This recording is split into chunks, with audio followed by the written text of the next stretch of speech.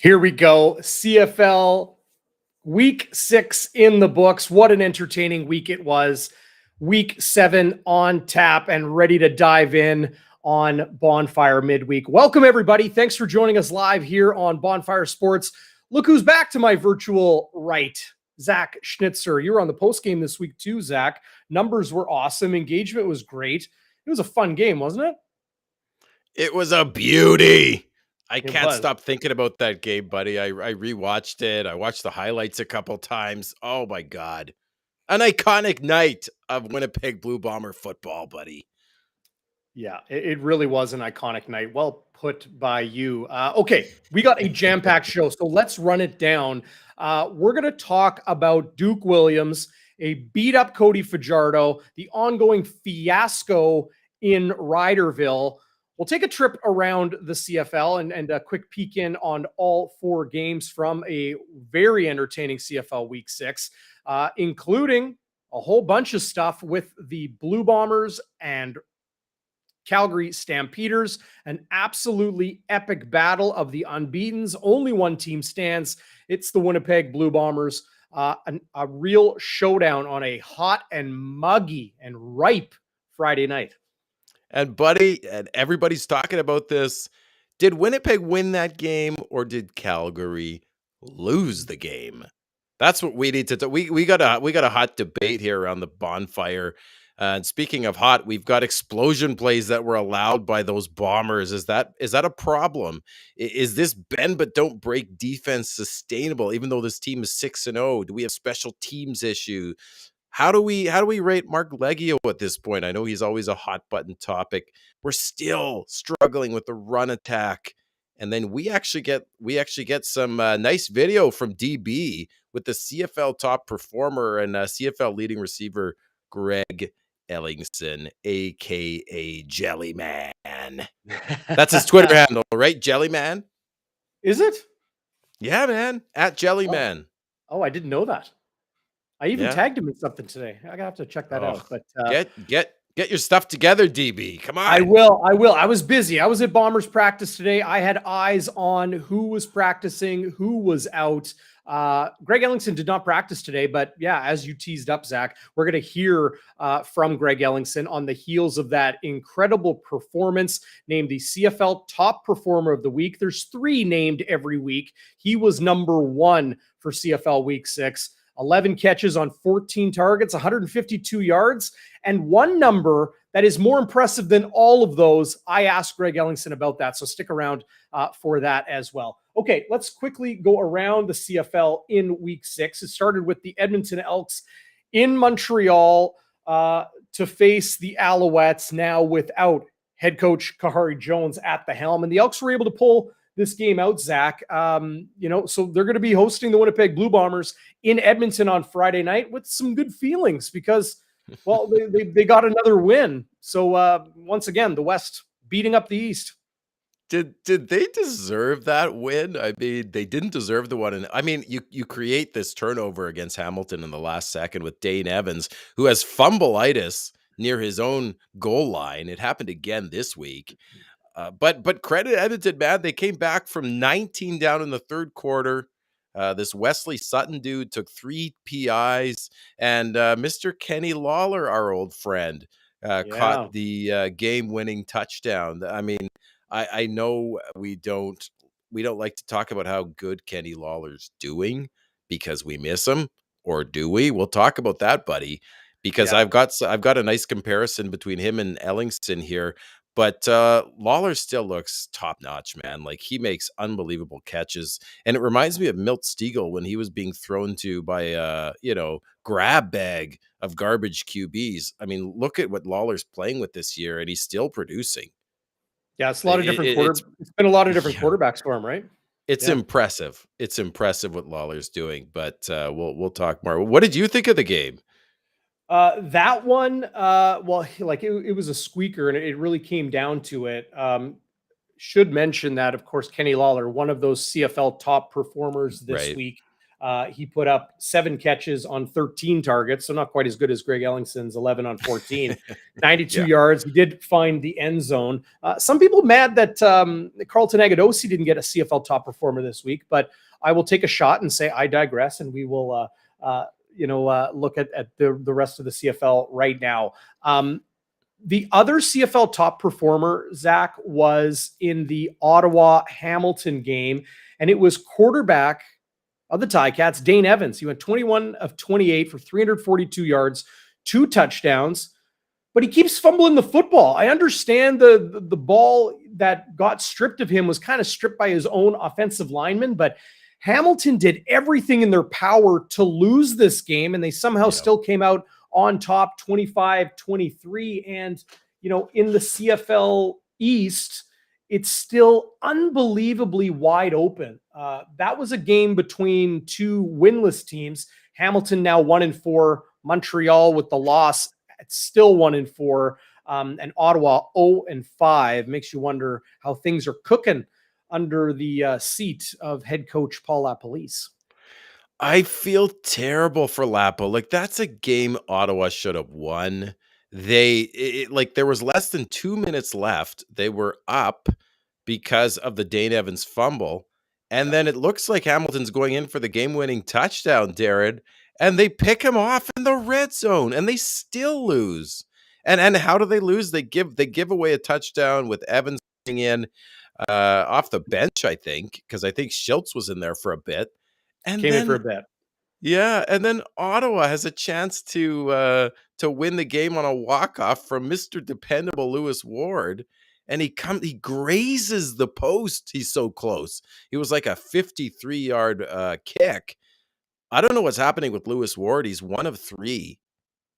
But I don't know, man. Hamilton, are they the class of the East? Because they went for it on 3rd down again in the red zone and didn't get anything. They fumbled the ball. Who is the best team in the East, and is Lapo in the hot seat, man? Like, this is crazy. This is crazy. I was asked by Hustler on Winnipeg Sports Talk, and if you haven't seen Winnipeg Sports Talk, I'd be blown away, first of all, but head over to them on YouTube and be sure to subscribe and check out their stuff. But my conversation with Hustler on Monday, he asked me about that. The Montreal Alouettes made a change at quarterback and fired Kahari Jones and defensive coordinator Baron Miles. Kahari, since then, has been hired by the Hamilton Tiger Cats as an offensive consultant, and a little bit of massaging doing there. They had some money left over their coaching cap, but didn't have enough space. They already have their 11 coaches, so he won't be allowed to be, this Dave Naylor at TSN reported this today, won't be allowed to be on the field and instructing players, but a man who has immense knowledge of the CFL, intimate knowledge of the East Division, and a very, very sharp offensive mind. Kahari Jones is going to bring a lot of value to Dane Evans, to the Hamilton Tiger Cats. And if you ask me who the favorite is in the East, I understand they're 1-4, but I'm not writing off the Hamilton Tiger Cats. You've been saying that all year, buddy. Well, hey, I'll give you credit. You're consistent. You might be wrong. You might be wrong. But I'm sticking with consistent. Consistently wrong sometimes. But Toronto's 2-2. That I haven't been impressed in any way, shape, or form of the Toronto Argonauts. I haven't at all. Yeah. We'll see what they do. In these rematches with the Saskatchewan Roughriders. They got a win at Touchdown Atlantic, and I just think Hamilton's the better team, and they're going to make their way. But Montreal decided to fire their head coach. Danny Machocha takes over. He says he doesn't want to be the head coach moving forward, but I don't know if that's entirely true. A lot of people doubt that. The reality is, and this is what I talked to Hustler about on Winnipeg Sports Talk, was if you're going to fire a coach mid-season, be prepared to write that season off. You're not going to get better. It's not like the St. Louis Blues firing their head coach, right. Craig Berube, stepping in as interim head coach, and they go on, from the worst team in the league to winning the Stanley Cup in a matter of, 5-6 months. But that's not going to happen in pro football. It's just not going to happen. You're taking away your head coach and replacing them with a coordinator or somebody similar, which means there's just more work to spread thinner over or thicker over a thinly spread coaching staff. So I don't like the move. I don't think they should fire Paul LaPolice. I understand he's not Sean No, Burke's guy, not a hire of his, but we'll see what happens. I think I didn't like their fate in that game. I thought they should have no. beat the Hamilton Tiger Cats. I don't think they got the fate they deserved, but we'll see how they do. Ottawa home to Montreal in a battle of the last place teams in the East Division right now. So somebody's Well, got to sorry. win. Well, I wanted to say, like, I have a soft spot for Lapo, but if it talks like a duck and it walks like a duck, Darren, like if the teams he head coaches for regardless of the variety of reasons why they lose, okay, if they keep losing, then he's a losing head coach. And now he has an opportunity to play, I think, with a pretty good quarterback in Nick Arbuckle, if he puts him in, Mhm. because Caleb Evans wasn't that bad. I mean, he did enough to win, but if he can't win with Caleb Evans or Nick Arbuckle, I think he has this season, and that is it. And with the tire fire that is the East, like the Bombers have more wins than the East combined. All of the Eastern teams have a negative point differential. So do the Elks, by the way, at minus 99, if you can believe it. But we'll talk about the Elks later. But I agree. I think Lapo deserves more. But at the end of the day, it's wins and losses.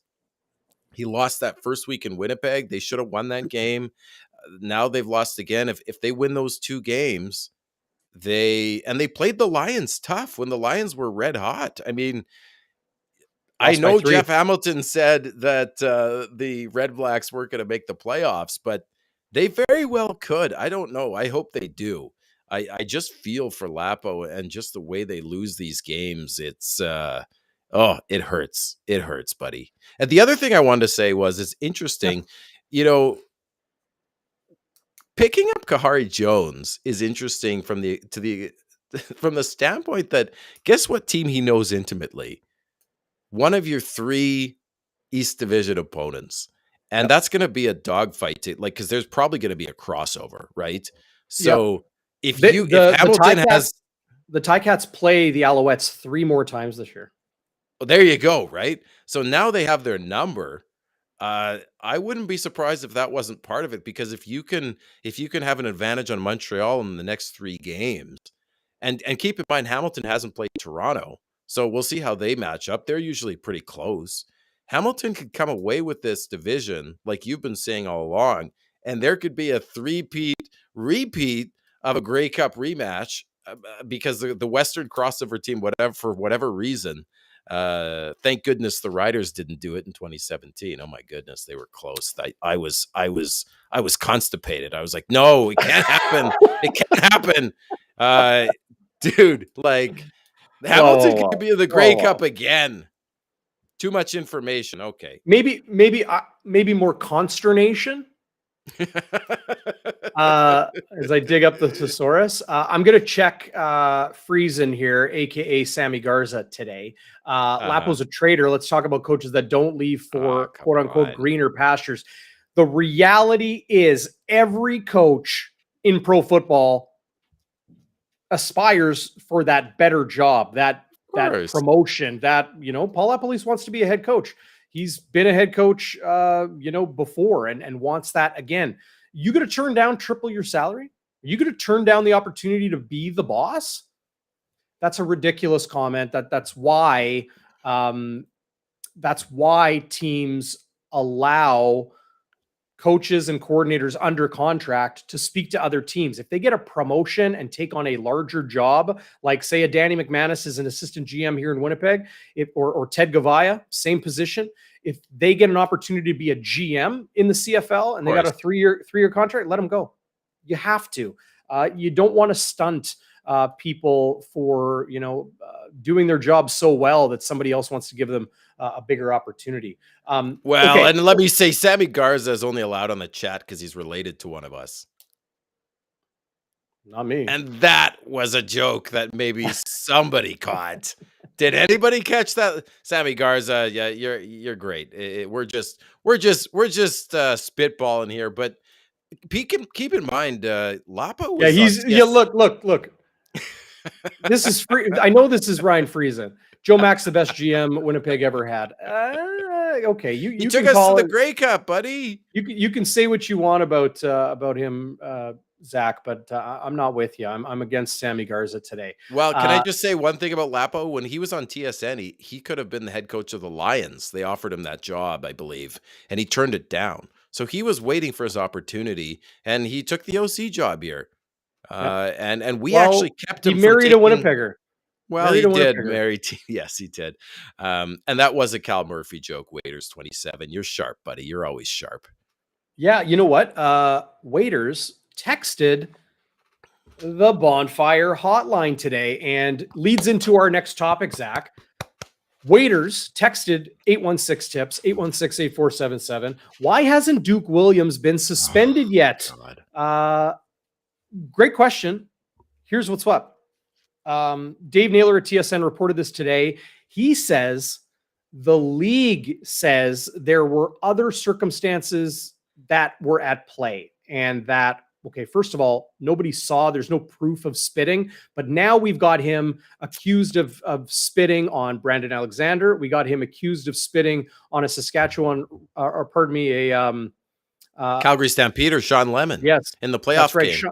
That's right, as well. And now a third accusation. So where there's smoke, there's probably fire. And then throwing the helmet. This is what Dave Naylor reported today. The league says if there's no official there to witness it, they can't discipline them for it. That all said, Wednesday is when player discipline generally comes out, sometimes Thursday, but they usually like to get it off the books on Wednesday. It's not even out of the norm to see discipline from 2 weeks prior. So are they going to do a deeper investigation on Duke Williams? I think they definitely should. Would it be good if he is handed a 1-game suspension before they play the Toronto Argonauts again this week back in Regina? I sure hope so. But the league says, if they didn't see it, it essentially didn't happen, or they can't discipline it. There's one highway going into Wolfville, Nova Scotia, one road. Yeah. So they all went early. This is all reporting of Dave Naylor today on TSN. You can, check that out on .ca. They left really early and got to the field early, which means the players are on the field early. So there were no officials yet on the field at Acadia University. So we'll see what happens. Zach, should he get a game? Should he get 2? Well, he should definitely get a game. Waiters 27 is saying, reminding us back in 2019, Vernon Adams swung his helmet at Adam Bighill and got a game. Now, he should have been kicked out of that game. That was in the game. Yes, in the game. And he should have been kicked out of the game, I believe, and we would have won that game if he'd been kicked out. But there is also the other thing, the eye gouge against BA, I believe, in the Western Final last year from Duke Williams. So, yeah, he should get a game. And I think the conspiracy theorists are saying that the refs turned a blind eye because it was Touchdown Atlantic, and that's a big showcase. Randy Rosie and the Board of Governors have a lot of cheese on that one, but it's not like this is again this guy, and he's your marquee player in Saskatchewan. I think the Riders would save a lot of face if they got ahead of this, Darren, and they sat him down, because they didn't do that with Garrett Marino. They didn't, and they had a chance to, and they fumbled that one, to use a football metaphor. They fumbled it into their own end zone. They didn't even just fumble it. They threw it into the upper deck. Like, they blew it. You had boneheaded comments by head coach Dave Dickinson, by the play-by-play voice of the Riders, Michael Ball. Like, if you haven't heard them, completely boneheaded, naive comments about race and whether someone is racist or not based on who they're friends with or who they're in a relationship with. Absolutely asinine. I know those individuals will get it straightened out in their own head, but then seeing the team put out a clearly, written by the team statement and apology for Garrett Marino, saying, apologize for his actions and this, that, and the other. And then, stating, I won't be commenting on this further. Well, Garrett Marino, you haven't commented on this at all. You have to speak for your actions when you do the things like you did. And it's just thing after thing after thing with the Yeah. Saskatchewan Roughriders. Cody Fajardo's beat up. They keep rolling him out there. They don't have a competent number two. Clearly, Dickinson isn't comfortable with who they have. So they're just beating the crap out of Cody Fajardo's body. They're not going to be able to keep pace in the West Division with the way BC has emerged this year, with the way Calgary and Winnipeg are playing. Even Edmonton could start. Edmonton could totally catch them, and Saskatchewan's lost to two Eastern teams. Yeah, right. Like they are. This may be the moment. I know we got to run down the game, but this may be the moment, DB, when we look back at the end of the season when the Bombers are three-peat champions. Just playing my fan card here. That this was when the wheels fell off in Riderville. That they went into Touchdown Atlantic. They, Fajardo, who maybe shouldn't even be out there, is hobbling around, throws a game-losing pick six, and you have all these antics. Second week in a row. Plus, there's a COVID outbreak, and I'm not saying anyone's necessarily to blame, but it's just more dirt, right? It's just more dirt on the grave, right? Like do you buy it that they have COVID? Kind of convenient. Oh, just a thought. Just sharing what some people are chatting about. I believe if they say they have COVID, I believe them, but some people don't. Do you believe them? They have COVID? Be a good time to kind of have everything locked down. So they don't want to comment on anything, right? They don't want to comment on anything. Oh, so you're saying it's kind of it's a get out of jail free card, like sort of get off the stage, lower the heat a little bit. I wouldn't be surprised given what we've seen, dude. Like, and I say this as a fan of the Bombers who is born and raised to despise our friends in green. Not really despise, but from a fan perspective, the the rivalry. So there's that coming out of me, Darren. But there's also the part of me that's just a fan of the CFL, and it's bush league. It's garbage. It's a joke. It taints the league. The race versus heritage stuff in a league that is diversity is strength based. The history of this league with African American players like Chuck Ely, it's garbage. Someone's got to clean this up because and this league is full of diversity in the stands as well. You have the Elks that are going to be broadcasting the game in the Cree language. We have an Indigenous relations person in Negon Sinclair with the Bombers. The Riders themselves, they have a lot of Indigenous fans. We have tremendous diversity. Diversity is strength. And you come up with this, oh, you're friends with this person, you're friends with a black person, so you're okay. Like that is stuff you teach in junior high social studies. Well, it's now garbage. Maybe not 20, 30 years ago. But it's not 20, 30 years ago. Like this. But I'm saying if you don't educate people when they're young, how do you expect them to just know? I'm not making excuses for them, but clearly not. I called them out.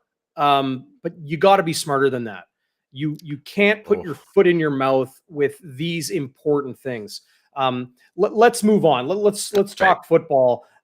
Because we'll let Saskatchewan burn and we'll just watch the hay bales light the sky from a distance. Okay. But a 30-24 Toronto Argonauts win. And really, Cody Fajardo had 3 interceptions. That helped seal the game for the Argonauts late. Instant rematch back in Regina this coming week. I'm looking forward to that. Zach, let's get into what people came here for today. And thanks to everybody who's joining us live on YouTube and Facebook and Twitter. If you're not watching us on YouTube, we're even on Twitch. Did you know that? We're on Twitch. I'm twitching. Yeah. I'm twitching. I got to throw one more thing at Saskatchewan. Come on. They're ripe for the pick, and 647 penalty yards, worse than the CFL.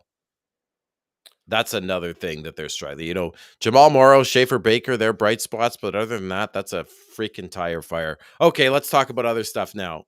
Yeah, I'm with Friesen's takes are gold. Man, you change your name so often. It's really something to behold. Okay, so the number one question coming out of that Blue Bombers 7-point win on that hot and muggy, epic and memorable Friday night at IG Field, Zach. It was electric. You and I had a ton of fun on the post-game show. If you're watching out there and you haven't caught the post-game show yet, check it out. You'll find it on this channel on Bonfire Sports. We had a ton of fun, and the live chat was lit as always. But the big question, and it was written by Ryan Ballantyne of Three Down Nation, and I think it's a very, very valid point when you look at how that game transpired. Zach, did the Calgary Stampeders lose that game, or did the Winnipeg Blue Bombers win? And I think there is a lot of validity to the former in the Stampeders kind of blew that game for themselves. Okay, well, do you want to take that position first, or do you want me to defend my home team, buddy? I want to know what your actual stance is. My actual stance is, well, okay. I am biased, folks. You all know that. 25 years season ticket member. Look at my shirt. I've got Bomber fan Ted Art in the back. I've got all this Bombers stuff. Let me just say, I tried to be as unbiased as possible. And if you haven't seen that Ballantyne article, I would encourage you to check it out, because it's not actually. He's a good writer. Aside from the fact that he jokes that the Stamps are going to go 18-0 every year, he's a good writer, and it's a good article. And you know what? It made me think, Darren. It made me think. Oh, someone lost their voice at the game. Yeah, Turk. I just lost my voice because I muted You myself. just lost my voice. I was wondering what was going on there. I was just saying, Ryan Ballantyne's a great guy. I've hung out with him a few times. Yeah, and it was a good article, and the fact that it made me second guess my opinion from a guy who's a fanboy. Okay, lay it out there, man. How did you see it? Okay, fine. I know. Too much hors d'oeuvres. Let's get to the main course.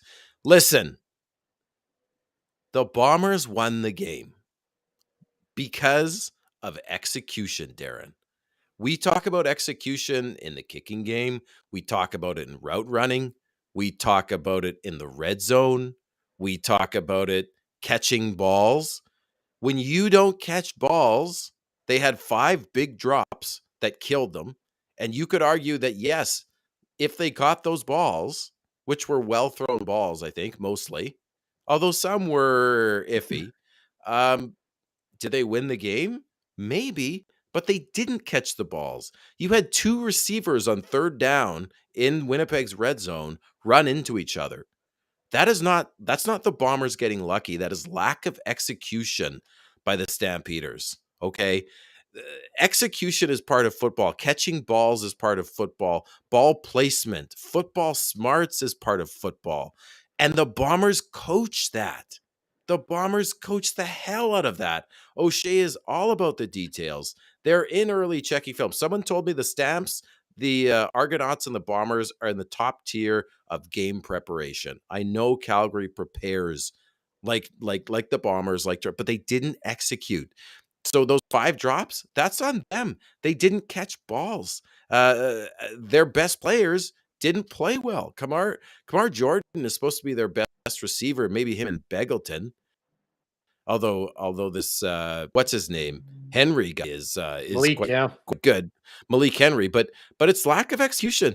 They were 1 for 3 in the red zone, and they were gifted 1 red zone possession. They had all these field goals.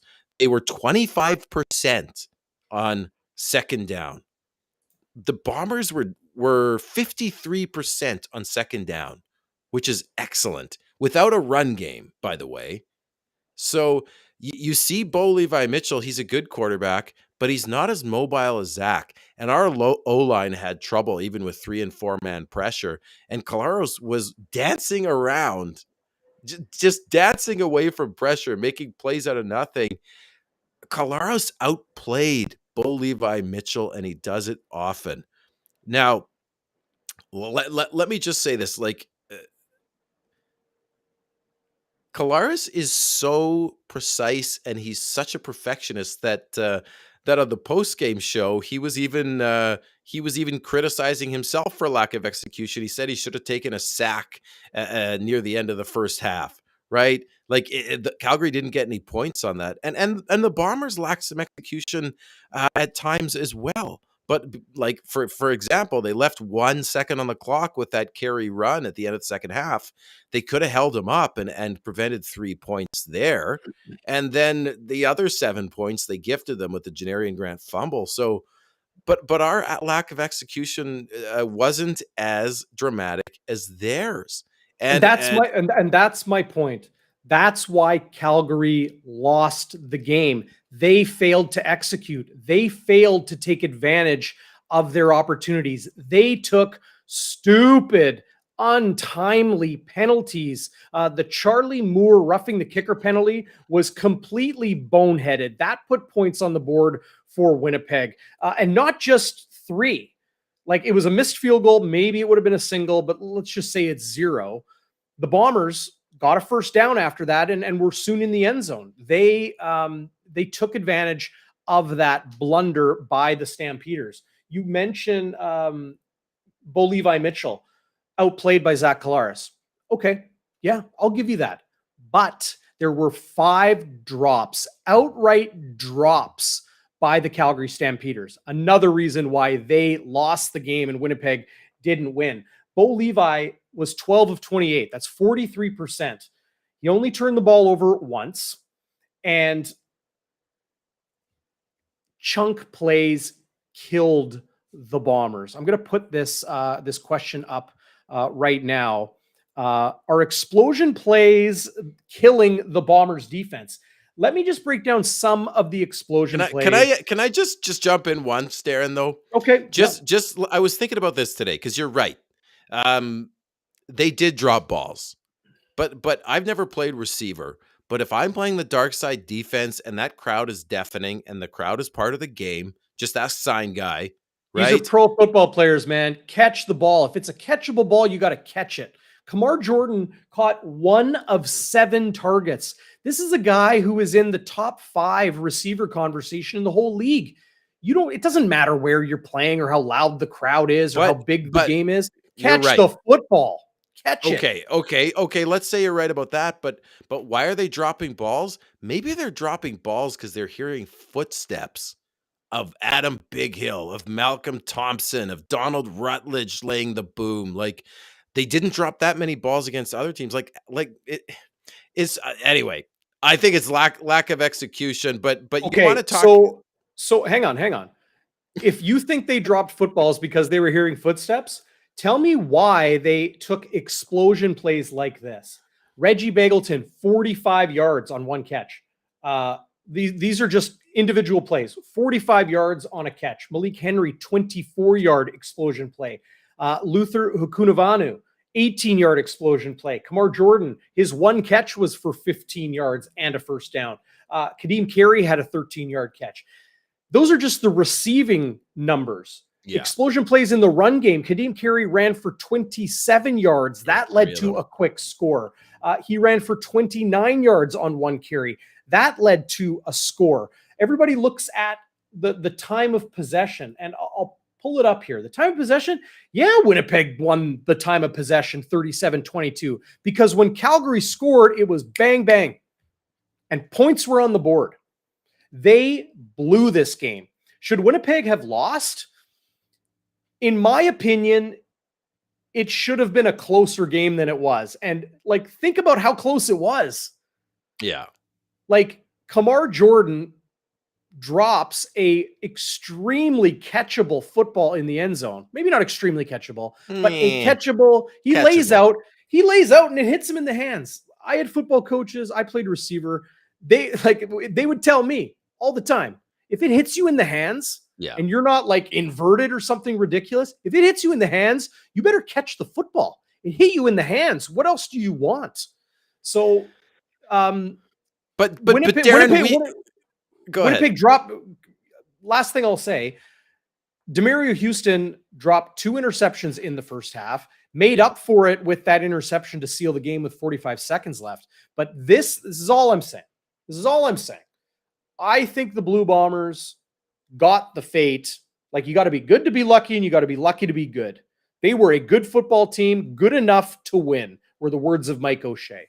I agree with that. But Calgary, no question in my mind, flew home that night, biting their tongues and just grabbing the armrests on their flight home. They know they let that one slip between their fingers. Pardon the pun on how bad the receivers were in That's pulling in the good. football. These two teams are going to meet again in just a couple weeks in Calgary.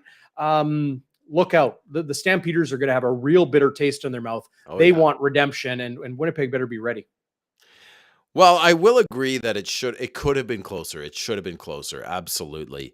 Uh, don't forget though, Calgary had 3 cracks from our what, 4-yard line. Carey runs it for 2 yards. So the Yeah. Bomber defense, after giving up 3 explosion plays to Kadeem Carey, he ripped our defense to shreds. Not a good look. I'll agree with you.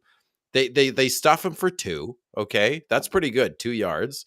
And then they bring in Tommy Stevens, Mr. Backup, who could fall forward and get a touchdown. And he throws the 6'5", ball. 245. 6'5", 245. He is a monster of a man. So you That didn't, quarterback. the Bombers were 3 for 4 in the red zone that night, I believe. They didn't outthink themselves. They didn't screw up. And they threw 2 touchdowns to a guy who'd never played a freaking CFL game, if I'm not mistaken. He That had is more. He had as many touchdowns on Friday night, Carlton Agudosi, than he did in his college career. So, I mean, isn't that impressive? Like, let's look at what Winnipeg did well. I mean, Sure. they No, sure. overcame But I think gaffes. the Bombers are 6-0. There's a lot of hype. People are excited. That's great. Rightfully so. But take it with a little bit of a side dish of caution. This is a beatable football team. Calgary knows Oh, it of better course than they're any. beatable. So Anybody's beatable, but think about all the times Calgary in their dynasty or their heyday, they stole wins from us a couple of times. They did. There was one in 2014 where we had them on the ropes and Drew Willie took a time count penalty in the 4th quarter under 3 minutes and we turned the ball over. There was one, I believe it was 2015. I was at that game. And of course I was at the game. It was in IG Field. And Mike O'Shea, for some reason, didn't challenge a circus catch. I think it was, who was it? Might have been Tavares Daniels. I'm going back here. I'm just saying, Calgary has stole some from us that they didn't deserve. And we are like, let me just say, I don't think you're totally wrong, Darren. I think the game could have been closer and it could have gone either way. And maybe if it wasn't at IG Field, we don't win that game because our crowd was absolutely crazy good. yeah, Like they took I've rare Calgary had to take a timeout in the first quarter yeah. on offense. So of course that context that any team is beatable. I mean, the Bombers didn't play perfect football. They could have Far easily from it. lost the game, Yeah. but they've won 6 of them and they haven't lost any. And that the bend but don't break, the explosion plays, the Bombers have allowed the most passing explosion plays in the CFL with 13. This is not just against Calgary. This is a trend. But their defense allows the least points, the least average points, and the least opposing TDs over 6 games. So I get what you're saying, but this is a trend with the Bombers. Now, is it sustainable? It's been sustainable for 6 games. Is it going to be sustainable the whole season? I'm not so sure. I don't know how many times you can keep. This sounds just for argument's sake. This sounds just like 2019. This sounds just Yeah. like the first month of 2021. Is the bend but don't break sustainable? I think it is a valid question to ask. I think it is a valid conversation to have. But based on historical precedent here in Winnipeg, it is sustainable. But we'll see. History doesn't always repeat itself repeatedly. It repeats it. History will repeat itself, but not over and over and over again. Trends do break. They do break. And we've got to look at, that Toronto game, for example, where they got that turnover on Brandon Banks on the goal line. I mean, I don't know. Like some people might say that's lucky, but other people might say that that is absolute A plus talent that will defend, like this the Adam Big Hill thing, right? He will defend every blade of grass. It doesn't matter what the situation is. A lot of teams are like, okay, the other team's first and goal, just give it to them, whatever. The Bombers are like, this isn't like we're going to get the ball back right now. And I think that's the mentality and that's coaching. And I do think that is something that I would take a stand on that. That is coached and that those are the types of players that the Bombers get. You don't see guys like Garrett Marino on the Bombers. You don't see guys like Duke Williams. You don't see guys like Brandon Banks. I guarantee you, if he was available, the Bombers wouldn't have taken him because they like character guys, and character guys play for each other, and they have football smarts, and I they think never give up. I think often, especially in football, with a large locker room and a lot of influence of those around you, I think a player's character can be molded by their environment. So, you can pick out these individuals that have, reputations or whatever. You don't know how they would react if they're in the locker next to Willie Jefferson or an Adam Big Hill, or if they're in the locker next to, um, you know, uh, um, I'm trying to, sorry, Rashid Bailey or a Pat Neufeld or a Stanley Bryant or Jamarcus Hardrick. You might not be the same guy you would be if you're sitting next to somebody without that character and that leadership and that class. Mike O'Shea said it on his show last night. The character, the off the field, like the type of person a player is, the type of person they are, like right here, is part of their evaluation. So Yeah. I don't disagree with you, Zach. I'm just saying, I think the environment has a huge effect on the character of players. They keep each other in check. Mike O'Shea They keeps do. them in check. Yeah. Just like Fritchie is saying on the live chat, watching live on YouTube. O'Shea knows this and that it was key. Fans can say what they want. Coach won't let them off the hook. He won't. They made a ton of mistakes. Like Friesen mentioning, that Ryan Friesen mentioning in the live chat that, I can't just look at one team and let the other off the hook. No question the Bombers made a ton of mistakes. Yeah. Mike O'Shea says it this way, and it's so true. It's so true. Good football games between two good teams, they each make like 5 or 6 really decisive plays. It could be a big play. It could be a big mistake. It could be a variety of different things. And the team that makes that one more play or one less critical mistake comes out with the win. That's all I'm saying happened on Friday.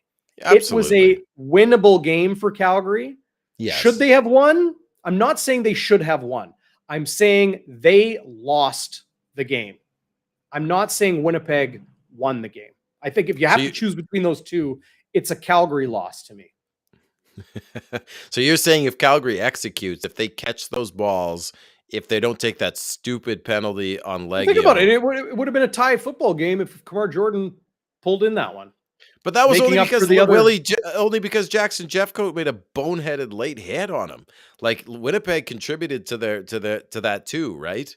No, I'm talking about the Houston interception to seal the game. But that interception only happened because Calgary got a free 15 yards because Jackson Jeffcoat made a boneheaded decision to hit Bo Levi late. It got the Stamps closer. That's all. I agree that Calgary could have easily won that game. It's a good debate. It'll be fascinating to see what happens at McMahon. McMahon doesn't have the same, let's say, joie de vivre as IG Field, right? But and then they come back here on the 30th for another rematch. So it's interesting. It's just. The Bombers have won, I think, 3 games they easily could have lost. Ottawa, the first game, the Toronto game, and now the Calgary game. But they won all 3, and the stats bear out what we're seeing. They're giving up tons and tons of yards. They're a middling defense in yardage. They're a middling defense in terms of second down conversion. I was looking at some stats today. 6th in yards per play. seventh in first downs allowed. They're last in an opponent pass first downs, but they get the interceptions.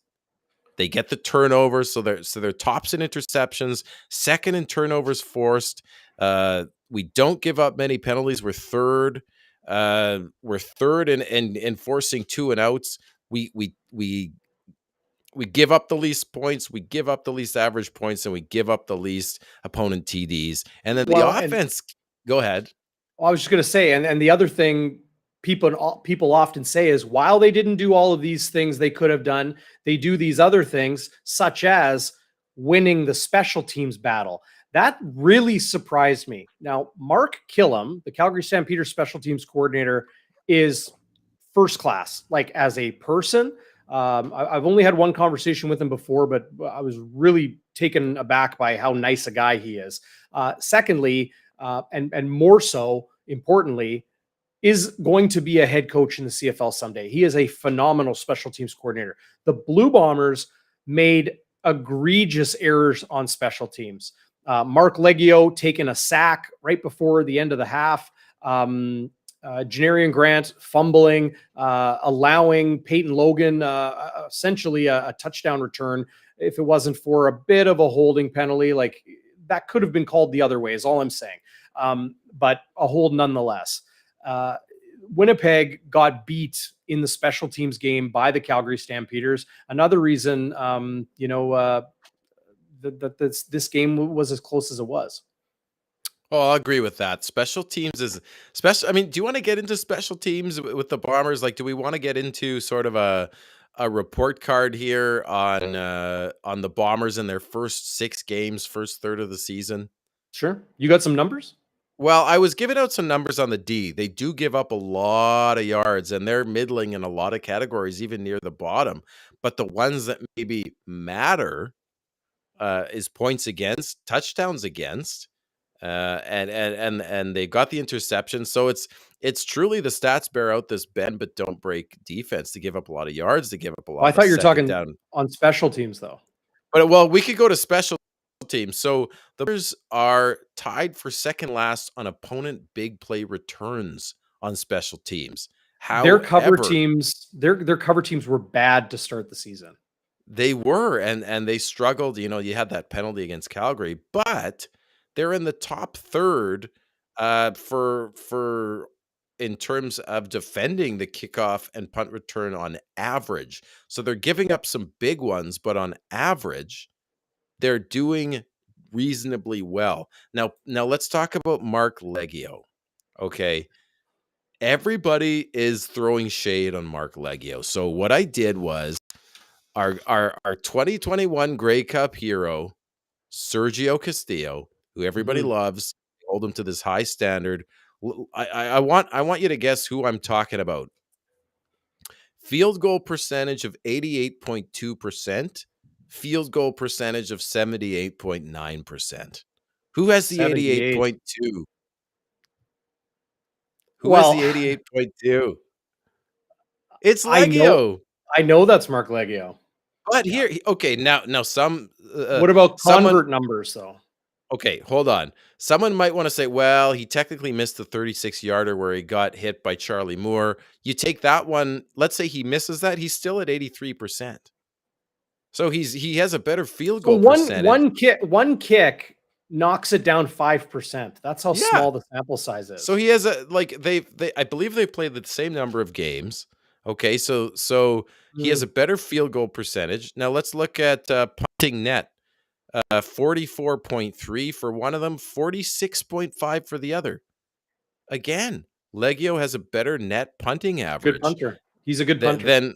Than Castillo, and I know he's given up some singles and he's missed a couple, but overall, he's doing pretty well. Now, the one I was curious of was the kickoffs, because I always noticed Castillo would boom them inside like the 5-yard line last year for the Bombers. And I feel like Leggio lofts them up. But let me just make sure I've got this straight here, because I wrote it down in me notebook here, Darren. There's only a 0.1 of a yard difference in net kickoff, like in opponent's starting position on the kickoff. So what that tells me is that he might not boom them as far, like the gross kickoff average, but he's kicking off, and the Bomber cover teams are getting there, and Yeah. that's a symbiotic unit, right? Like the cover That's teams a and the team. That's a kicker. team stat. That's a team stat So for sure. right, Yeah. so if Castillo is kicking them and they're more of a lofting kick, and it doesn't look like a booming kick, it's because maybe, I'm not making excuses, but there's a symbiosis there, and the cover teams are getting there. The only thing is the PAT. That is the one where Castillo is better. And I know I'm just comparing Castillo to Leggio, and there's a whole bunch of other kickers who Of are course. very good in this league, right? But Castillo has a point after percentage of 75%. He's 6 of 8. 75% isn't that great. It should be near 90, right? It should be above Uh, 90. or above 90. Leggio is 73%. So he's not that far off from Mr. Grey Cup MVP in quotes. So I was just saying, and he's young. It's his second year. You've made this argument, and I think it's I well have. taken. It's Yeah. such a mental position. The pressure is like, this is the defending back-to-back Grey Cup champs. There are Grey Cup aspirations and expectations for this team this Mhm. year. And this guy is handling all three duties. And Murtada is breathing down his neck. And they have some money because of the 6-game IR to get guys like Kai Long or Brett Should Maher should that or should Liram that be Hajrullahu. but should that be negative pressure or should that be positive pressure? You have the job. Just go out there and kick, right? You have the job, but you just know that last year Murtada got supplanted by Castillo in a Mhm. late season trade because they had Grey Cup expectations. I'm just saying there's a lot of pressure on this kid, and he's doing all right. Now, when he loses us a game, if he loses us a game because of his kicking, I think the pressure gets turned up. But the last thing I just want to say about Leggio is I think he's doing reasonably well, even though he's a second-year guy, because of some coaching. I think the Bombers' coaching is really good, and they coach him up. There's probably the team psychologist in there. You have O'Shea and Boudreaux who have his back. I think you haven't seen wild swings of failure. You've seen a bit of inconsistency, but then he comes back, and what does he hit? A 48-yarder? He went It's two for longest of the two for year. right. So I think you got to give the kid some credit. This team is 6-0, despite the fact that maybe his PATs haven't been that great, but field goals and kickoffs and punting have been pretty darn good. Yeah. He was I 13 of agree. 13. His punting has been very, very good, which is, like like if you're Mark Leggio's agent and you're watching him punt the way he is, you're like, okay, probably going to get a good career out of this young man one way or another. The field goal kicking has been good, but it's those extra points when fans are excited and elevated and high from a major, and then you miss the single, and it's like, well, now it's just 2 field goals. It's not a touchdown anymore in the eyes of a lot of fans. But it's early in the season. We're 1/3 of the way through the Blue Bombers' 18-game schedule. We'll see how things shake out the rest of the way. Let's talk about some really, really good news, Zach, and that is the incredible performance from the biggest free agent addition the Winnipeg Blue Bombers made in 2022, and that is receiver Greg Ellingson. 11 catches on 14 targets for 152 yards, named a CFL top performer. And I teased this earlier, but now you're going to find out about 3/4 of the way through this interview, the one stat that stood out to me that is more impressive, in my opinion, than all of those others. So here's Greg Ellingson talking with the media earlier today. That one, Rick. I'm assuming you're talking about last game? Yes. Yeah. It was good, but it's nice to get that honor from the CFL, but we're on to Edmonton this week. You can't really look back and spend too much time on those things, but definitely something I can be proud about, and also appreciate the guys on this team, the offensive line for protecting, and Zach for going out there and killing it every week. He makes it pretty easy to have a game like that.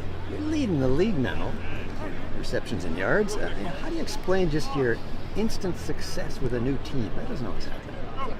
Good game plan, by the offense coaches, and execution by the whole team, right? So the defense turns the ball over and gets the offense the ball back. It makes it easier for us to move the ball down the field, and it takes us to execute. And probably a little bit to do with us having 6 games already is probably why I'm ahead more than other teams. But I'm sure they'll have their chance to catch up, and kind of just 1 week at a time and just focus on that, and the rest will take care of itself. You've been around a while now. How much fun is this? Oh, it's a blast when you're winning. It was nice to play last year. It's always nice to play football, but when you're winning more than losing, it's always a little bit more fun. It's nice, but yeah. Celebrate the fact that you're really good at football too. I said I'm proud of it, for sure. Yeah. But that's a mentality that you have to have, especially in football. You can't just keep looking at your success that you've already had. You have to focus on the week at hand, and if you let what you've done in the past dictate what you're doing that week, then you're gonna get content, and that's something that's dangerous, especially in this game. So I think I'm always gonna have that, but except for maybe when I'm done playing football, I'll look back and I'll appreciate everything a little bit more. Like I said, I'm proud of it, but it's on to this next week. What's allowed you to be successful in your early 30s when we start to wonder about athletes? You're flying so far. Consistency, I guess. The way I train in the off season, the way that I train in practice, just kind of keeping that mentality of always being young and always fighting for a spot on the field, and making sure that that there's always someone behind you that wishes they could have your job. So I think that's always the mentality that I have, and I'll always will have until one day the wheels fall off. Can you describe to folks like us what it feels like to make 11 catches and get hit 11 times and have that kind of game and that? I think there's a couple where I just hit the ground. So is that the same as getting hit by somebody? It still hurts me, so I don't. But we're different people. I've been playing long enough. I think I'm used to it. It's definitely a little more physical, a little more toll on your body, I think, when you take a lot of hits in a game. But that's no different than what the O-line and the D-line do every day, banging down in the trenches. So if they have to do it, then I have to do it, and that's kind of part of that team mentality. Getting 14 targets, that's like a receiver's dream, getting that many balls thrown their way. I think that's just, it's just how the cookie crumbles a little bit. Sometimes you're going to get a lot of targets. Sometimes the game plan is going to look like you're going to get the ball a lot, but the defense might do something different.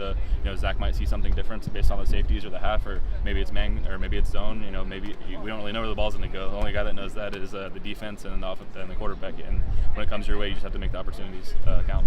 Your chemistry with Zach, does it go back to your Hamilton days, or how have you guys been able to build such a strong connection?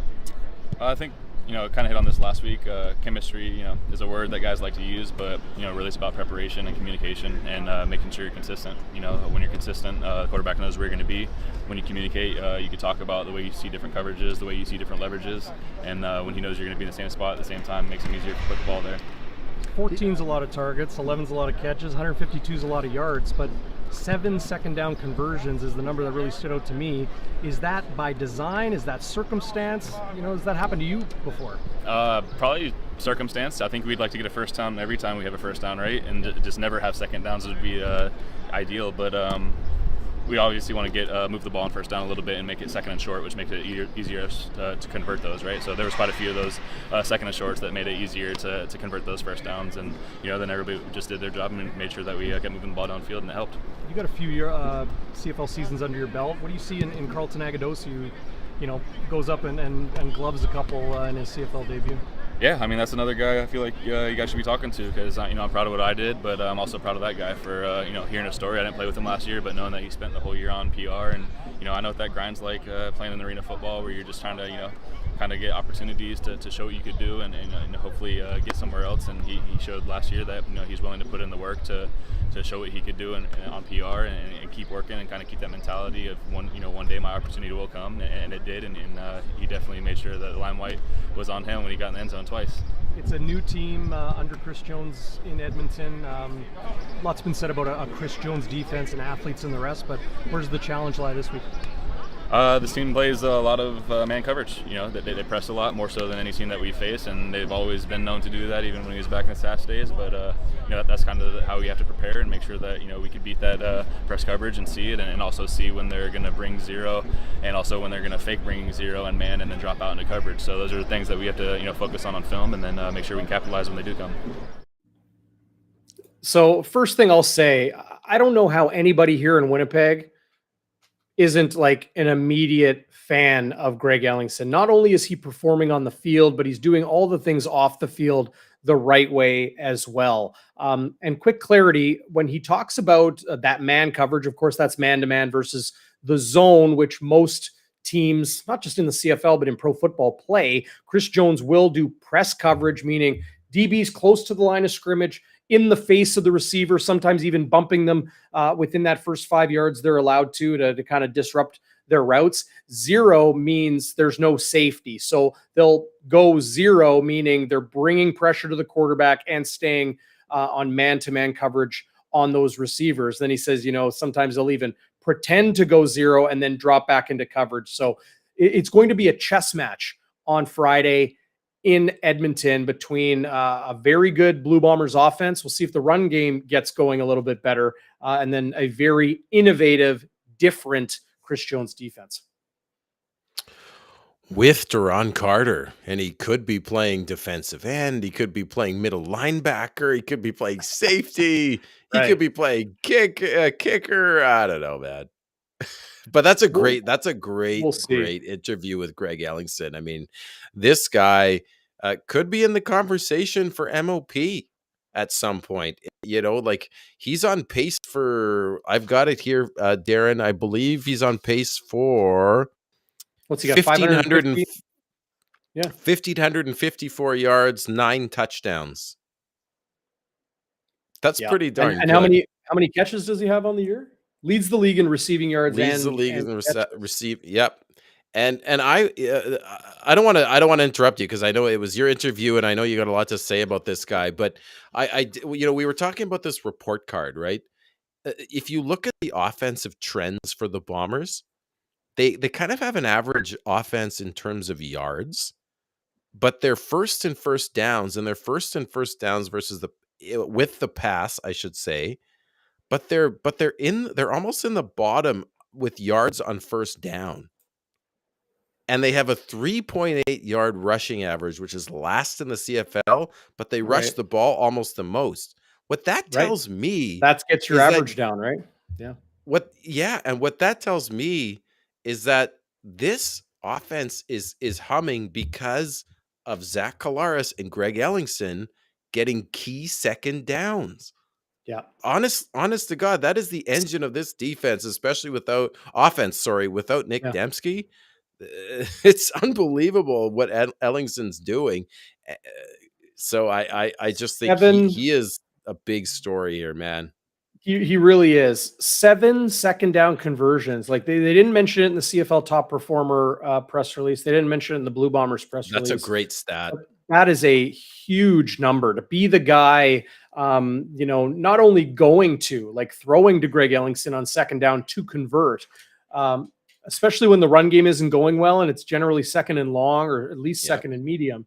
And then for him to convert on 7 of them, 7 of his 11 catches moved the chains. Well, even more because he had some longer ones, but it says a lot about, how they're utilizing him.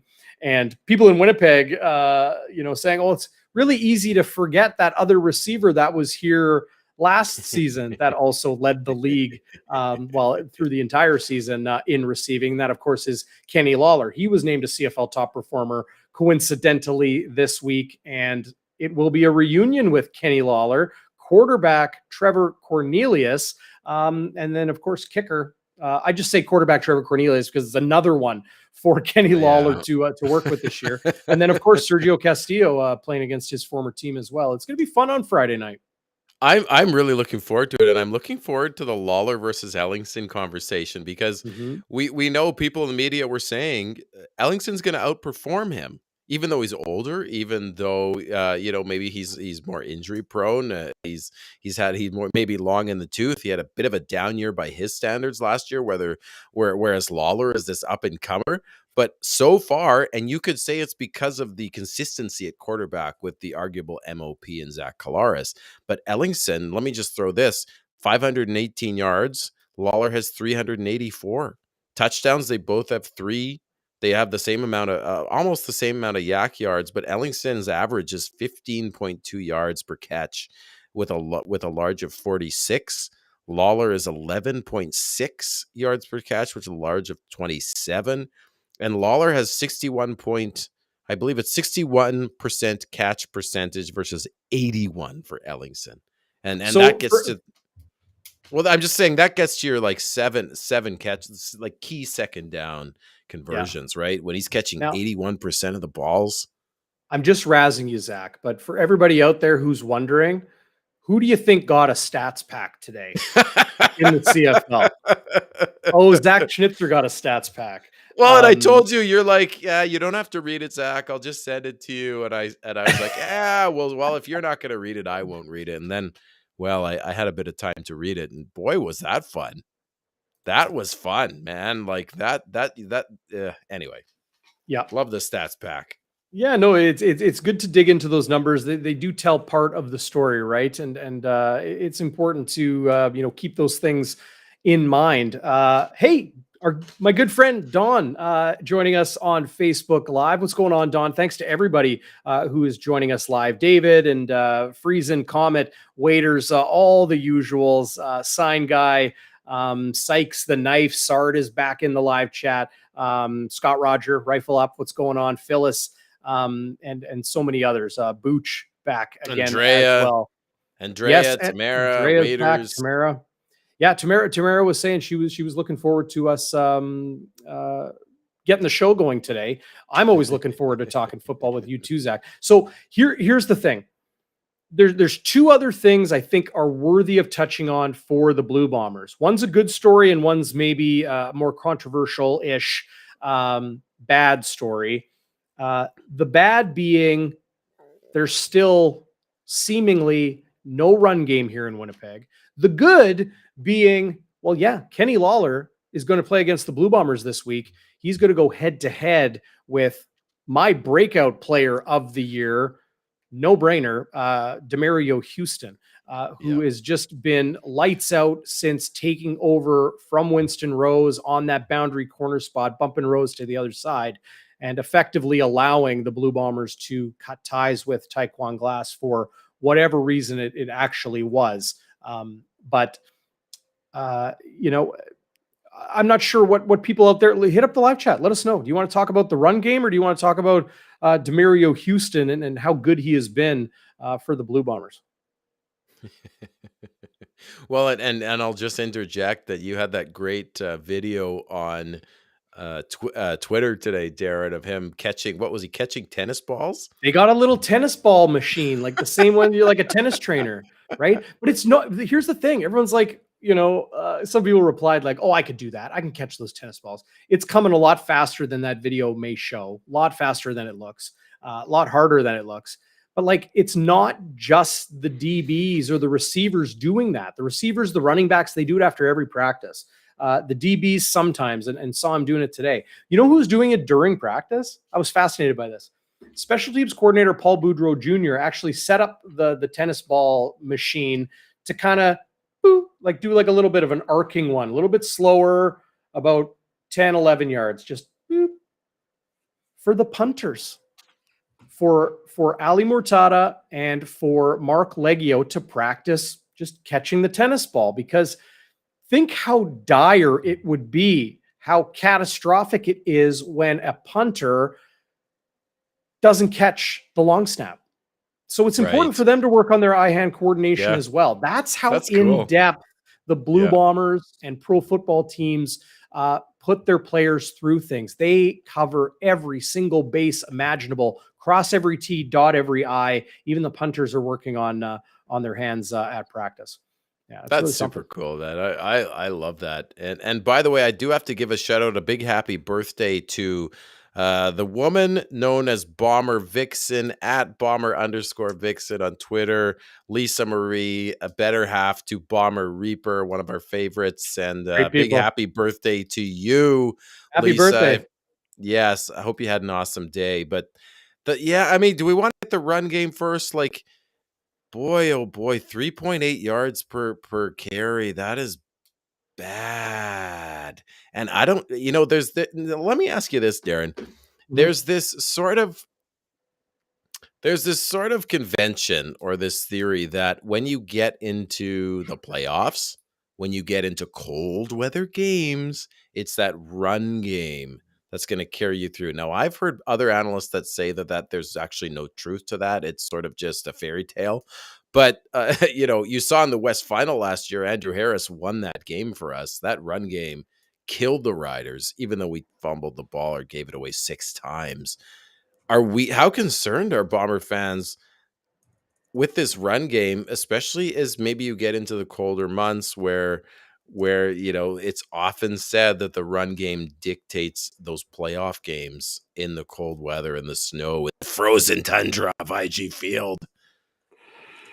Yeah, I mean, you could almost argue the Blue Bombers look at it in the same way they look at any game. If you can control the line of scrimmage, if you can control possession of the football, if you can keep smacking your opponent in the mouth, it could be a hot, muggy night like it was back on Friday at IG Field in July, or it could be a freezingly bitter cold day on, as you mentioned, the frozen tundra here on the prairies. I think it's just as effective anytime. So, that old cliche or the old, saying people say, like the run game, it always comes in handy in the playoffs. It comes in handy all the time. It opens up the play action. It keeps defenses honest. It beats up defenses. It keeps them on the field for longer. That has a toll it takes on opposing teams. You keep running. If you got 2 guys carrying the football, mix in a little Dembski, mix in a little Greg McCrae, mix in a little Rashid Bailey, you spread that out. You spread that workload out. Well, it's the same linebackers making those hits all the time. The same DBs having to make those tackles when they get to the second level. Teams do rotate their defensive line, but that's more to keep their lungs fresh. If you got to make tackle, D ends and D tackles, they don't rack up a ton of tackles in a game, right? 2, 3, maybe 4. If you force them to face the run a lot, like they did with Andrew Harris, it's physical, it's nasty, it's gritty, it's dirty in the mud, it's 2 yards in a pile of dust, all of that. The offense is going to come out with the advantage in the end. That's my opinion, because you keep feeding it. Yeah, and it's almost like because the Bombers lead the league in time of possession by 2 minutes, which is quite a bit, and that 2 minutes is over BC, who's only played 4 games, but they're not running the ball effectively, which tells you that they're running it they're running it. The rushing attempts are high, but they're trying to grind the other team down. They've only run it effectively 1 game, and that was against BC, which you told me. This was good information to know. They have a smaller, more fast D-line, but they're not the big guys. Like the other D-lines in the league are owning this run offense. And if they don't get it together, like Zach Collaros is on a hot streak, I would say. And he's not going to continue at that pace, I don't think. People go up and down, like any athlete goes up and down in a season. He's not going to be throwing for 300 yards and playing Houdini every night and throwing with that kind of accuracy, and Ellingson catching 81%. I would say he'll throw with that accuracy all year. He'll throw with that accuracy all year. He did it last year. Yeah, but there's going to be off games for Zach. And the question is, and when I say off games, I say maybe he throws a pick or 2, maybe throws for 250 yards. But he was sacked 4 times against Calgary. They completely crushed us with the run game. Like, they own the line of scrimmage. And it was because of Zach's escapability, I would say, and his accuracy and his chemistry with Greg Ellingson that offense was able to click, plus the finish with Agadosi, of course. And by the way, Hustler challenged me, who was sitting in front of me, to do the stair climb again, because I did that in the last home game. I did the stair climb. I ran up and down with the Willie Jefferson interception, and I think he challenged me to do it when Agadosi got the game-winning touchdown, but I wasn't sold on the win yet. I think Zach only does it when he's sold on the win, when it's like, okay, this game's over. Then I do the stair run. But anyway, I digress now. I don't know, Darren. I think you're counting on special teams and you're counting on defense to do too much each game, and you're counting on Zach to do too much each game, and receivers to make amazing catches each game. To make that sustainable, they've got to have a little bit more of a run game. I'm not saying it has to be last year, but it's got to be at least average. And I've I'm been with you there. I've been hesitant to write off Brady Oliveira, and I'm not writing him off, but I think it might be time to see what Augustine can do with give him the lion's share of the touches. Give him 14, 15, 16 touches a game. Let's see what he So can do. two weeks ago against BC, Augustine had 12 carries for 57 yards, averaged 4.8. Okay, Oliveira 7 for 39, averaged 5.6. That was the BC game in week 5. Yeah. The big 43-22 win for Winnipeg. So 12 carries and 7 carries. This past week, it was once again, well, it was more 50-50. It was 7 carries for 33 yards for Johnny Augustine, 4.7 yards per carry. And Oliveira had 9 for 8 yards. So he had less than a yard per carry. But you just look at the last 2 weeks, it is 19 carries to 19 carries for Johnny Augustine and 15 carries for Brady Oliveira. So it makes you wonder if this is the slow transition Winnipeg is doing. Football seasons are long. They start in June and they end in October, November, right? These are long football seasons. I don't think they're going to just switch things up immediately. Clearly they're not. It's not even that I think that. Clearly they're not going to do that. But, you know, fans are clamoring for more Johnny Augustine. We got more Johnny Augustine in BC. We did not get more. We got about the same of Johnny Augustine against the Calgary Stampeders. We'll see what happens in Edmonton. Different defense there for sure. So maybe more of a spread run game with Augustine running off tackle.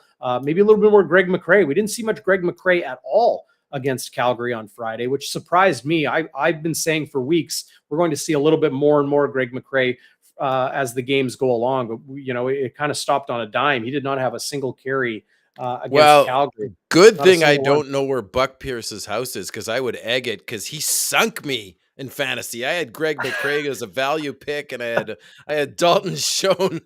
I got absolutely crushed in fantasy this week. Well, but yeah. I guess we should update our fans with the latest rankings in a minute, Sure. Jared. But what I love about the Bombers, though, is, and O'Shea talks about it all the time, he'll say, we'll do what it takes to win against the team we play against. And the way the Bombers are going to win is going to be different each time.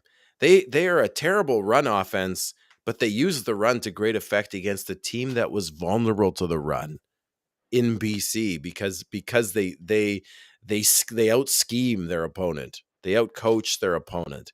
And so I don't know much about the size of Edmonton's defense. Maybe someone can fill us in here, or how fast they are. I know Chris Jones runs all sorts of crazy etch-a-sketch schemes. Maybe not quite etch-a-sketch, but Yeah. maybe maybe a very scribbly pad on a Kleenex or napkin. But listen, I mean, would I be surprised if the Bombers break out in the run game against Edmonton because of something they see on film, or the size difference or speed difference? I wouldn't be surprised. It could be a very different looking scheme on both sides of the football for both teams. Chris Jones has a little bit of a reputation of being a wild card, and in, you know, a tough matchup or facing a tough opponent, that sort of thing, you might see something really, really different. So it'll be interesting. I'm really looking forward to this game on Friday. Of course, as always, the legend Chris Walby joins me for pre-game coverage live the day before the game. Every week, the day before the game, 3:00 Central Time, right here on Bonfire Sports. And you know how to log in on Facebook and YouTube and Twitter, and now on Twitch as well. But everything you need is on bonfiresports.ca. I can bring up our leaderboard here, Zach. This is our Bonfire Sports Pick-Em. And Ted Lee still leading the way. He is on fire. Been doing a great job with his Pick-Ems this season. The Lil dude is 20-3, Darren. Like, that's crazy for Yeah. Pick'em. 87%. He's sixth in the entire Pick'em universe. Mhm. Sixth. That's Yeah. crazy. Like, I don't Killing know it. who this Tedley is. Repping Bonfire Sports right. Love it. Yeah, like, hello, Tedley. Like, he's killing it. So, way to rep Bonfire Sports. Sixth in the entire universe of Pick'em. Boy, that is impressive. And Yeah. where are we at, buddy? I'm just looking. I know I I'll see pull it. Vicky I'll pull- Short is killing it. Jordy Longbottom, Bomber History. Hey, Cade, how you doing? CJ, Sign Guy's doing pretty well. Andrea Harms. I am 25th. I'm still beating Bomber's Cooper back. Trooper, so that's all that I care Oh, about. Well, I'm You are 29. 29th. Now, Okay. here's something important here. Okay. Look at week 4. I didn't make my picks. Look at week 1. I didn't make my picks. Execution, buddy. It's all about execution. This is the number. This is the number I like. 68%. I'm doing okay on the pick'ems. And you know what? I'll mention this as well because it's a good time to do it. We are now officially an affiliate partner of SIA Sport. That's Sports Interaction, a Canadian sports book and casino. So if you sign up at this website on the screen right now, sia.com/bonfire, you go there, you sign up, you make a deposit. I think $20 is the minimum. And there's tons of cool bonuses and all types of stuff. So check it out, sia.com/bonfire. And if you sign up through that link and make a deposit, you support all of us here at Bonfire Sports and help continue, fueling this free content and throwing a little fuel on the bonfire. The Pick'em has been tons of fun. I love the Pick'em, setting the confidence level and your total scores adds a lot to the points as well. Yep. But it's our Do or Die fantasy league that has a lot of people really fired up. It's well, from week to week, you never know who's going to win. I know I'm really struggling here. 373 points. I'm the commissioner of the Bonfire Starters, but NJLAF 705. He's been leading the way. Look at this. Who's this? More Tedley. Tedley's there again, buddy. He's in second place and first place in the Pick'em. It's unbelievable. Parker East has been atop the leaderboard throughout the season. Elite Or 22, Cooper Trooper, BC Bomber, gorgeous Randy Flamethrower. I think he should just win out of hand. Like, come on. Yeah, Jordy Longbottom, Winnipeg sports guy, USFL Tecmo, our good friend there as well. I believe Joe Pritchard. I believe this is Taylor Shire, formerly of Global Saskatchewan, recently moved on from covering sports. So, Taylor, if you're watching, thanks for joining our Do or Die Fantasy League, and congratulations on entering the next chapter for you. The Rum Hut Bomber Boys, love that name. And then, well, maybe don't email this individual who just has their email address as it, but just trying to scroll down here to see where you and I. Well, we're middling, buddy. I believe there's Christina Constable, CFL.ca. Yes, I had one week. There you are. You are. I right was there. I had that 15 minutes of fame. There was one week, Darren, where I had 149 points, which I don't think anyone's had in any league. Like, I might have had that one moment in the sun where in the CFPN fantasy contest between us and all the other CFL podcasts, I blew them away. I even got a mention on Twitter, but I flew too close to the sun. Icarus went down, and I got killed last week. I'm 2-4 in the CFPN though, so I'm not out of it. I'm not out of it, but you need a strong middle section here of the season. Michael Shea does not like breaking things into like segments. Sometimes coaches will say, okay, we need to go 4-1 in this first 5. We need to go 4-1 in the second 5, sort of things like that. Michael Shea does not do that. But big shout out to everybody who has, played fantasy and pick 'em with us all season long. Thanks so much for joining us. It's been a lot of fun. I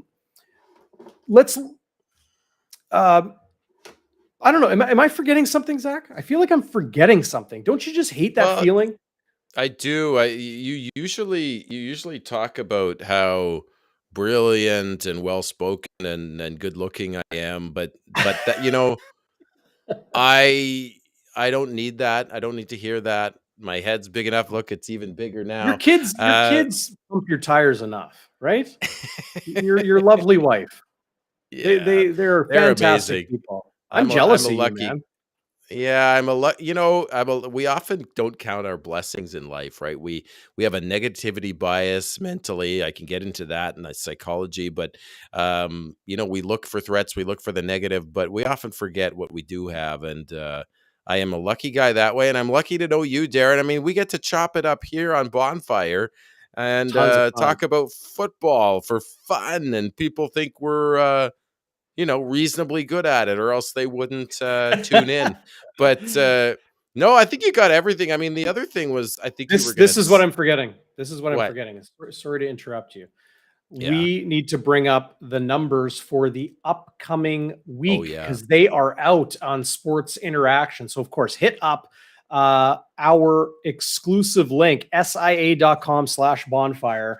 And these are the numbers for the upcoming week. And you can see them on the ticker below as well. But the Alouettes in Ottawa, and they are 2.5-point favorites over the Red Blacks. SIA.com has a very interesting thing where if your money line bet loses by exactly 3 points, it's a wash. You essentially didn't make the bet. So nice kind of feature there. The Hamilton Tiger Cats, 7.5-point dogs in BC. I think there's some value there for Hamilton to cover. Oh yeah. I really I do. would I know say. BC's rested, but they've already had 2 buys this season. They're Yeah. going to be trying to stack up the wins early. Bombers, 7.5-point favorites in Edmonton, and an over-under number of only 47. So they're not expecting both of these High teams to scoring game. compile a ton of points. Argos, 6-point dogs in Saskatchewan. I'm all over this one. Oh I think yeah, you Toronto gotta can yeah. cover 6 easy. So be sure to check those out. As we mentioned, you can see it right there on the screen. It's in the video description below, sia.com/bonfire, and help support us here at Bonfire Sports. And then you throw in $20 and they match you. It's like free money. It's fun, Yeah. like not if you have a gambling problem, but it's fun to throw a couple of bucks. I see it as entertainment money, right? Yeah. You throw 30, It's like the 40 bucks down at a 50-50. restaurant, a Yeah. 50-50, you bet on, I don't know, your buddy Ooh. getting dumped by this girlfriend this week or next. Like, by the way, Demario Houston, apparently, if you saw the Nick Taylor, he was mic'd up today in practice. The team released this video. Well, Speaking that of wasn't from girlfriends- today, but they Oh, okay. released it today. Yeah. Okay, they released it today. Houston Love apparently Nick had Taylor. 4 girlfriends. Oh, you going at believe Winston that? College. No, I no, don't no, know. no, He no. can Zach, manage a lot. Zach, listen to me. Listen to me. Listen to me. Nick Taylor is the most underrated personality on this Winnipeg Blue Bombers team. He was using subterfuge and misdirection and sabotage of his teammates. He even called himself, I'm the feds. I'm the feds. I got the wire, right? Goodfellas. Don't believe anything Nick Taylor was saying on that video about his teammates. But yeah, you're right. Like, that video is tons of fun. Love the way the Blue Bombers, really strong social media team, puts all of that out. I was just reminded of something though, Zach. The next Blue Bombers home game is August 11th. I believe that is the game they are going to juice the 50-50 by $100,000 just to start. So that rabid game we saw on Friday at IG Field, the 50-50, I believe, was in excess of 100,000. It's going to start at 100,000 on August 11th with the Montreal Alouettes in town. And that's going to be the second of a home and home, a back-to-back against Danny Machocha and the Alouettes. Always fun games. When I was a kid and a young man and going to Bomber games as a fan, Zach, the Alouettes games were my favorite. For whatever reason, the fan base got fired up. Maybe it's because Manitoba's a bilingual province and lots of francophones here in Winnipeg and in southern Manitoba. the Métis population that's here as well. I don't know what it was, but there was just a little extra juice in those games. They're going to juice the 50-50 by 100,000. A mid-August game, it's going to be tons and tons of fun down at the ballpark. That next home game is in 3 weeks, but I'm already looking forward to it. I think that's a good point. I never thought of that, Darren, but I think, and then you look at the Calvillo dynasty, and the Bombers were in the East Division all those years, and we kept getting our butts kicked, and then we'd have the odd win. Like, you're right. I think those Montreal games are always fun and Good rivalry. extra juicy. And then we had the Johnny Manziel game. We had that epic comeback when we beat them 41-40 with Andrew Harris in 2017. I remember the shame on me. Shame Go on ahead. me, buddy. Go ahead. It's one of You the didn't. one regrets of my life that I left that game, and I was taking a pee in the bushes outside of IG Field, and the cannon goes off, and I peed on myself. But anyway, then we all ran to the nearest hot dog cart and listened to it on CJOB. But yeah, totally. Those games are always great. What were you gonna say? Well, okay, so that comeback game where Matt Nichols had that like 45-yard run up the gut, and then Andrew Harris punched it in. Was his knee down? Was it not? Well, they called it a touchdown. It stood, and the Bombers won. You can go Wikipedia this. I'm not going to say who it was, but there was a certain head of football operations person with the Montreal Alouettes. They had their notebook in the press box, and they closed it up and said, "Yeah, that's the ball game," and they left with went down to the locker room, assumedly, with about 2.5-3 minutes left in the game. Won the game, beat the Bombers. Well, sure, they were 40. It was 40-28. It was a Steph Logan run. I was like, okay, 12-12. They're up 12. It's over. Yeah. And then it's almost like the Montreal Alouettes. I know we're going back a ways, but it's even Dunnigan. I remember saying, because I've rewatched it a couple times. I remember Dunnigan saying on the drive where the Bombers got to within 5. I believe it was a Ryan Langford touchdown, and Dunnigan said, like, they better wake up. Like, the Alouettes just basically aren't even playing defense right now. And he said, they better wake up, because if there's an onside kick, the Bombers are going to win this game. And then Brandon Alexander I remember that it was this beautiful onside kick by Medlock. Brandon Alexander catches it, and away we went. What a game that was, man. Yeah, some of those games against Montreal are my favorites. But yeah, going back decades now. That's going to be a fun game on August 11th. But I guess we'll leave it there, Zach.